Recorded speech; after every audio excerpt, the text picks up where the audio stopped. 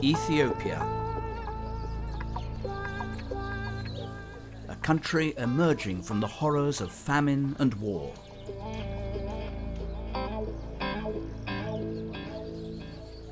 British volunteers, many of them teachers, have joined VSO in an effort to transform the school system. Not by teaching children, but by training teachers. Yet, in the face of harsh economic reality, can VSO really help satisfy Ethiopia's hunger to learn?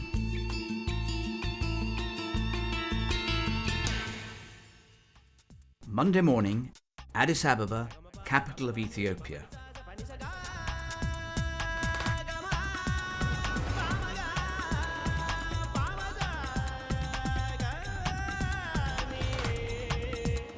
Everywhere you look, there are people.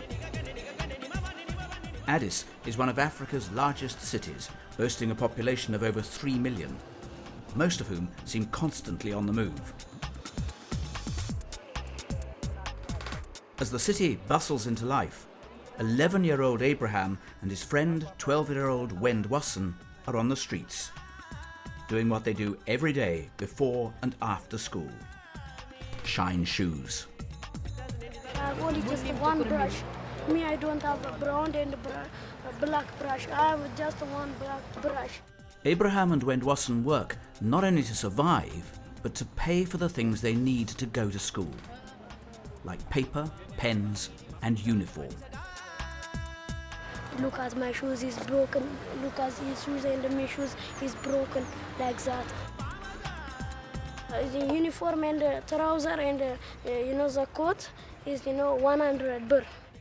100 birr is equivalent to about £6, or shining 100 pairs of shoes.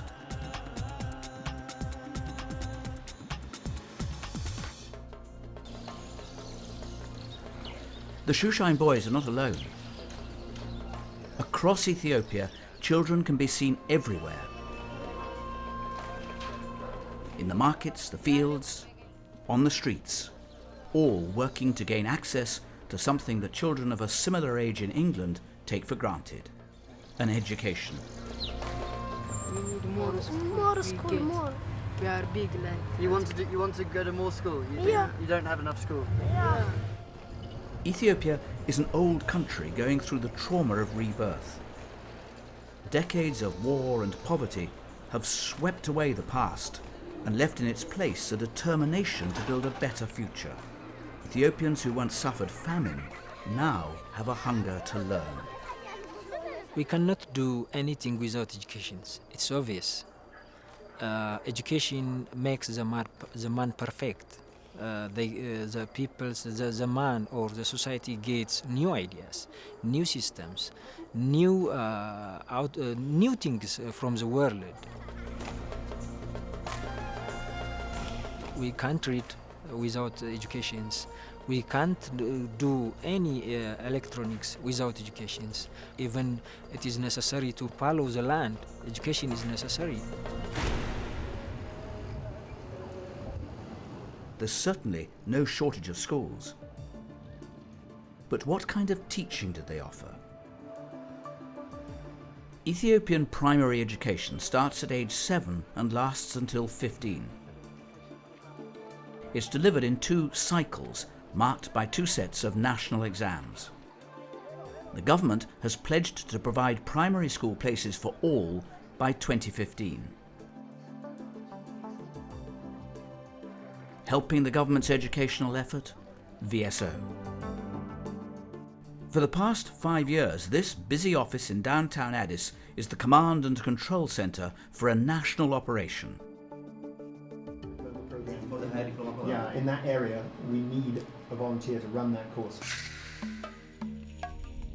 On the wall, a campaign map reveals how big the VSO programme is. Over 100 volunteers from 10 nations, including Britain. The volunteers are not here to teach children. Instead, VSO is working to facilitate a sea change in the hearts and minds of those who deliver the education system in Ethiopia. It's doing it by introducing elements of teaching practice that teachers in England take for granted. Many British volunteers are education professionals. Retired MFL teacher Judith Altschul has been here over 3 years, long enough for a picture to fade. She's helped develop the English language curriculum. The government talk about attitudinal change, and they want the students to have modern attitudes and yet to maintain their traditional beliefs and customs. So in the curriculum, we are conscious that we must always frame it in the Ethiopian context. Not all volunteers are retired. LEA consultant Beverly Minette took a career break to help design Ethiopia's new teacher training program. This initiative, really, to bring people of my age and experience here is a new initiative for VSO, because they intend to work more strategically and at policy level. And by just ad hoc placing teachers in schools and expecting them to be able to share their skills isn't always effective and wasn't always effective. The VSO contribution begins in the Ministry of Education. Here, volunteers advise on ways to broaden the school experience, giving advice on curriculum development and school improvement, and perhaps most radically, designing and delivering teacher training programs. As such, this puts VSO in a close advisory relationship with the government. Not always a comfortable place to be.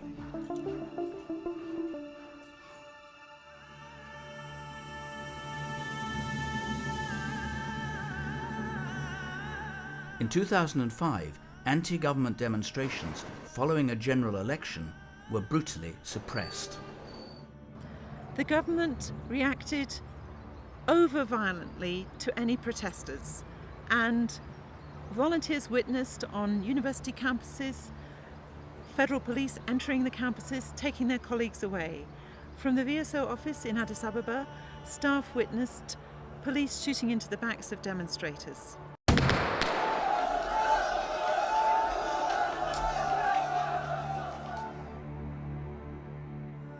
In the outcry which followed, volunteers questioned VSO's continued presence in the country. The answer that I made to the volunteers, and the answer that I still believe in today, is that this government is putting a lot of resources into education. Its vision of education is one that VSO can share. There are going to be setbacks short term, and the government should be held to account for those, and people have to remain critical, but I don't think the long-term goals should be lost sight of at the same time. In the end, the volunteers stayed on.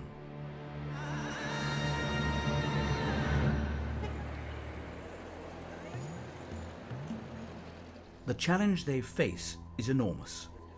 They must work with scarce resources to help modernise the education system from top to bottom.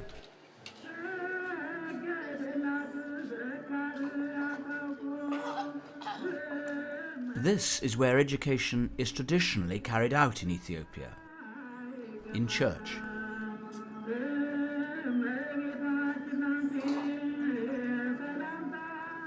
For hundreds of years, Ethiopia's education was run by the priests and imams of the numerous churches and mosques that dot the landscape of this still devout country. Traditional education is a matter of learning prayers and church ritual by rote, learning obedience to adult authority, developing a sense of personal morality.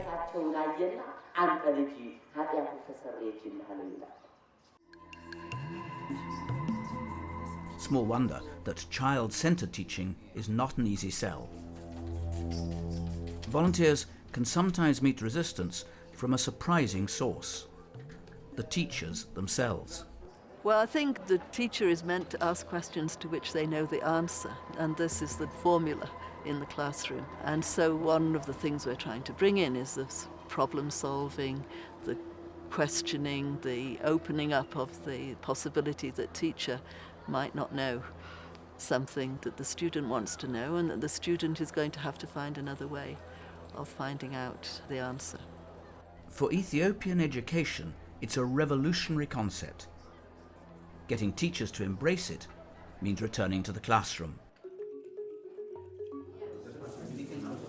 This is a training session in the VSO-inspired Higher National Diploma. The diploma is the key qualification for those who do teacher training. Teacher educators attend 2 2-hour sessions per week. They are involved in 4 major modules throughout the diploma itself. Most of these will sound familiar to teachers in England. Continuous assessment, the reflective teacher, action research. But the 4th is particularly special for Ethiopia.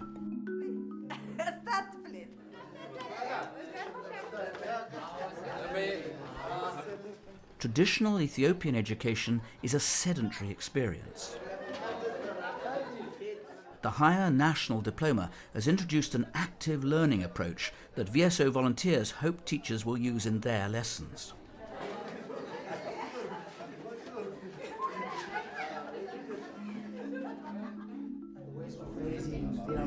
To ensure that the new methods are actually implemented, VSO is also helping to develop a school improvement program. Instead of league tables and school inspections, schools evaluate themselves via a questionnaire, designed under the guidance of former Ofsted inspector Sally Hanford. There's about over 160 criteria divided into teaching and learning. And the main part of that is to encourage schools to look at teacher training, teacher professionalism and professional development, which can be done within the school. Devising appropriate criteria presented Hanford with a unique set of challenges. We had real problems about something like, does the school have values and beliefs? I mean, we use that term in England very loosely.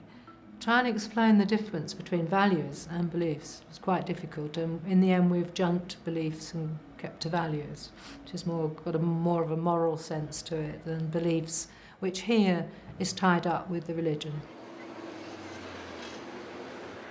Improving standards, training of teacher educators, it all sounds very impressive. But how can training alone solve the school system's biggest problem? A chronic lack of resources. In Addis Ababa, this is where primary-age shoeshine boys Abraham and Wendossen go to school.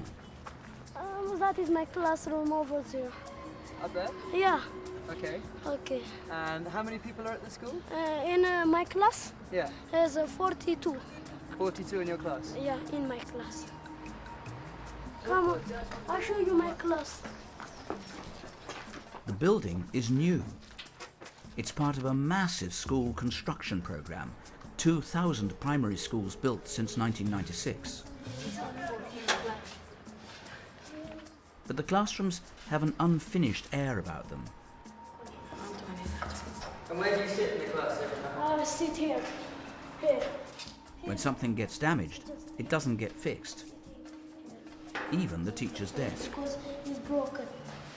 And also this one is broken. Yet the timetable is broad. Monday morning, 1 period is Amharic, 2 period is biology, 3 period is mathematics, 4 period is physics. And the teaching is effective. The boys both speak English. They take pride in their work. This one is for my text. This one is, physics for 10-8. Conditions are tough enough in Addis, yet in many rural areas they're tougher still. To help quench Ethiopia's thirst for knowledge, VSO is taking its model of teacher development from the towns out into the country.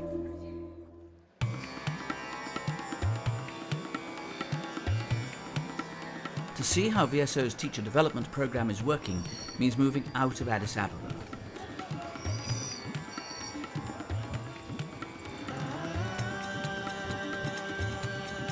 The road that runs north from Addis climbs high through mountain scenery. Here, the landscape takes on a somewhat Mediterranean appearance, until something reminds you that you are definitely in Africa.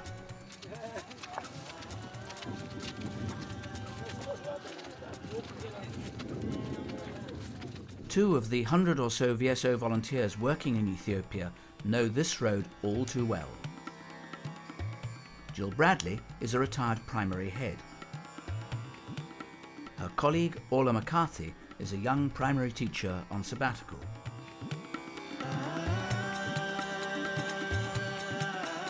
Bradley and McCarthy are based 200 miles north of Addis in the regional market town of Dessie. The town is over 2,000 metres above sea level. At this altitude, a brisk walk leaves visitors short of breath. Local people, however, seem unaffected.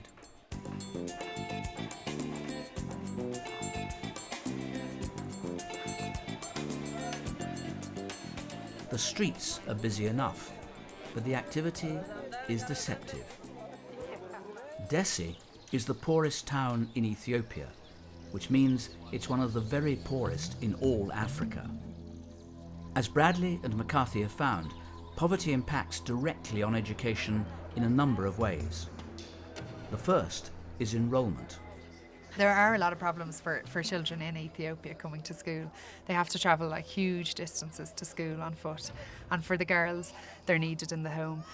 Also, just at the harvest season, market days, having to bring the cows to the water and look after sick parents and things like that mean that a lot of children end up dropping out early from school or missing huge portions of school. Next to the market stands Robert Primary School, home to more than 1,300 7 to 15-year-olds. When VSO got here in 2002, attendance was patchy. School resources nearly non-existent. This was the kind of classroom scene that greeted Bradley and McCarthy. The pupils crammed together in rows, no books, hardly any paper, bare walls bereft of learning materials. To buy pens and paper, pupils must grow and sell vegetables from the school garden. School supervisor Tecleus Michael coordinates the effort. What you have seen before, the garden, we are planting vegetables there, and we try to sell and get money from there. We use the money in order to give some support with the stationery, exercise book, pen, and so forth. But the school is undergoing a transformation, one that has sprung from an idea introduced by VSO, clustering. Clustering is a novel idea, is very interesting because we can share manpower within the member of cluster schools. We can share materials, so it's helpful.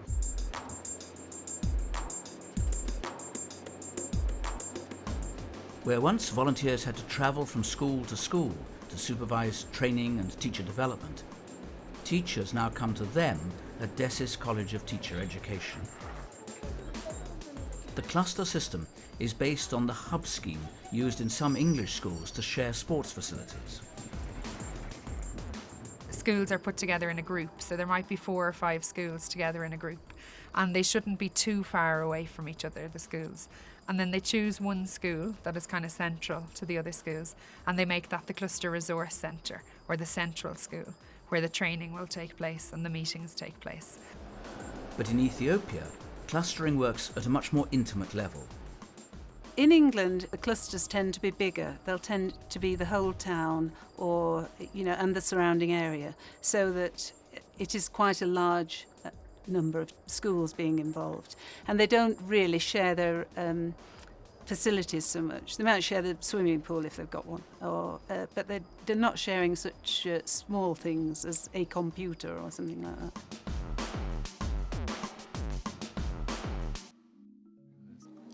Clustering has helped relieve the shortage of learning materials.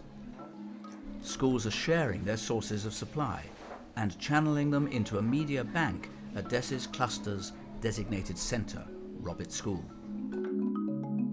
Students, teachers are trying to collect different materials from the shops, from the market areas, from their home. By bringing this, we are trying to make medias. Every item that might possibly have a use is carefully collected and stored. Even materials that in England would be tossed aside after a term are used and reused. Teachers sign out materials for specific lessons and are careful to return them.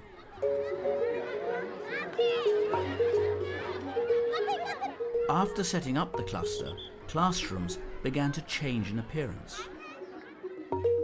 Walls were decorated with teaching aids and examples of the children's work. Some members of staff became convinced that, as in other countries, revamping classes would boost morale both of pupils and of teachers.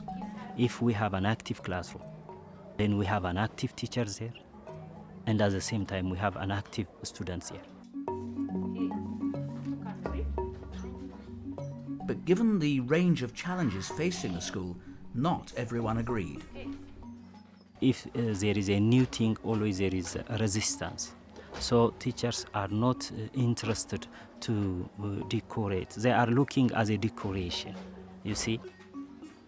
Some teachers were worried that changing the classroom would threaten the comfort zone of traditional teaching. Who can read markets?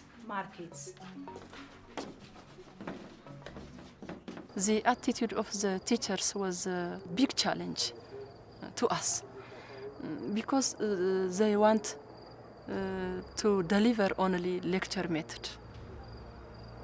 And even in assessment, they want to assess their students only in written work.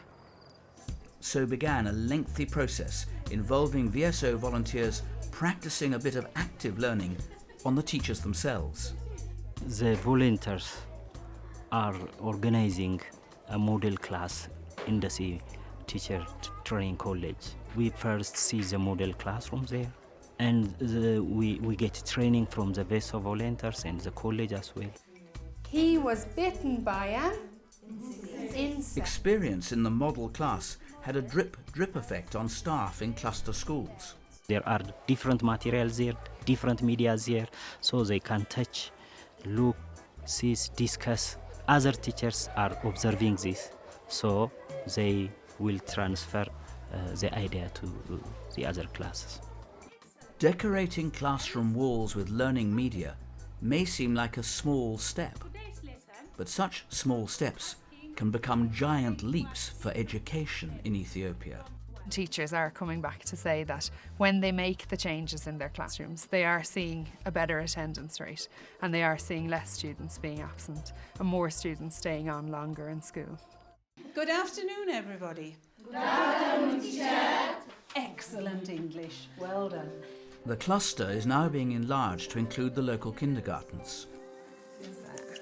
Early years teachers have come to the College of Teacher Education to attend a demonstration lesson given in English by volunteers Bradley and McCarthy. Show me. Here they take the class through an early years staple: heads, shoulders, knees and toes. Show me your head. Show me your ears. Show me. Bradley and McCarthy have designed the course themselves, a procedure that may surprise teachers in England. I think when we were coming first, we didn't think that maybe we'd be able for designing training courses because it wasn't something that either of us had done. But actually, everything that you know already is enough to do here because they're just not used to active learning methods and they're not used to involving the children in the lesson and planning and things like that. So just simple things that like any teacher at home would be able to do is enough to design a training course here. And you are the children now. For too long, kindergarten has been the Cinderella of Ethiopia's programme of educational reform. Anything they have to buy themselves. They're given the building, the children come, they've got some play equipment like a slide or a roundabout or something. No papers, no pencils, nothing to make equipment with. And they earn very little, and yet they'll buy their own equipment. But Bradley and McCarthy feel it's time for a change. The early years are really important for education, and the better foundation that the children can get before they go to school, the more likely they are to stay in school. And I think if the kindergartens are developed and strengthened, then the children may stay in school later. VSO training is now beginning to bear fruit in Dessie's nursery schools. Classrooms decorated with media, teachers interacting with children, and children learning in a way that would once have been unheard of in Ethiopia, through play.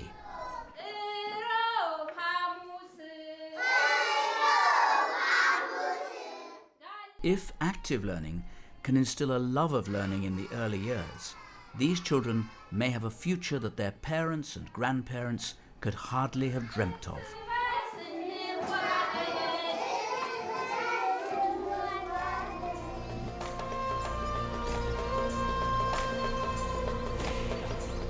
Four million Ethiopian children still do not attend school.